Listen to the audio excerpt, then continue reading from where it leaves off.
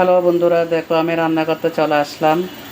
তো আজকে রান্না হবে বড় জিন্দা তেলাপিয়া মাছের জাল, ভেন্ডি ভাজি আর শাক ভাজি, কলমি শাক ভাজি। তো বন্ধুরা দেখো, এই মাছটা আমার এক আত্মীয় পাঠাইছে, একদম টাটকা জিন্দা পুকুরের মাছ। তোমাদের দাদাভাইকে বাজারে পাঠাইয়ে কেটে নিয়ে আসলাম। কে পাঠাইছে তার নাম বলা যাবে না, কারণ সবাইকে দিতে পারে নাই, সেজন্য নামটা উল্লেখ করতেছি না।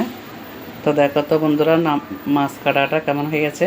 তো মাছটা কেটে আনার পর আমি ভালো করে ধুয়ে লবণ হলুদ মেখে রেখেছি, আবারও ধুয়ে নিব। দেখেছ, একদম জিন্দা ছিল। তোমার দাদাভাইয়ের সামনে কেটে দিয়েছে ওরা, ঘরে কাটি নেই।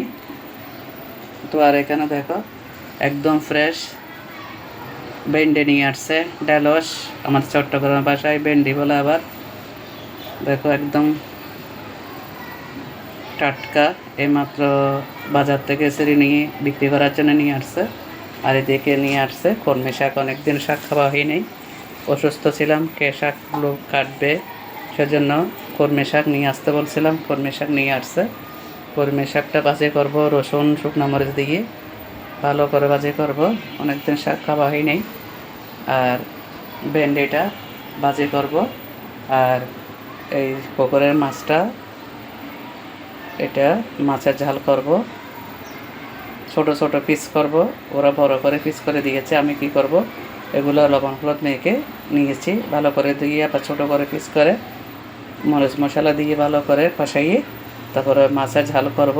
আমার ছেলে ওভাবে রান্না করলে ও পছন্দ করে। আর একটা মুসুরিটা রান্না করব।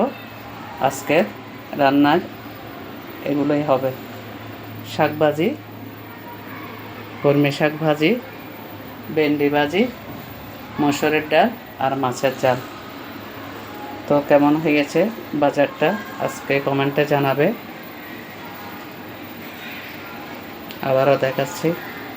এখন শাকটা আমি বাছি নিব, বাছি নিয়ে ভালো করে ধুয়ে কেটে নেব। অনেকে দেখেছি শাক মানে কাটার পরে তারপরে ধুয়ে নেই, এটা কিন্তু একদম ঠিক না। শাক বাছে গোটা গোটা অবস্থাতে ধুইতে হবে, তারপর কাটবো। আমি এরকম করি, কারণ শাক কেটে ধুলে শাকে খাওয়াচ্ছে না খাওয়াই ভালো। তো শাককে আগে ভালো করে বাছি ধুইয়ে তারপর ছোটো ছোটো করে পিস করে কাটতে হবে। অনেকে শাক কাটতে জানে না, নাম ওরা নিয়ম বোঝে না। কাটার পরে শাক ধুইয়ে রান্না করলে কিছুই থাকবে না। আগে শাক ভালো করে ধুইয়ে তারপরে কাটতে হবে, তারপর ভাজি করব। তো ভিডিওটা যদি তোমাদের কাছে ভালো লাগে, তোমরা সবাই একটু লাইক কমেন্ট করে দিবে। দিদিভাইয়ের পাশে থাকবে, নতুন নতুন কোনো ভিডিও নিয়ে তোমাদের সাথে যুক্ত হয়ে যাব। সবাই ভালো থাকবে, সবার জন্য সুস্থ কামনা রেখে ভিডিওটা এখানে শেষ করলাম।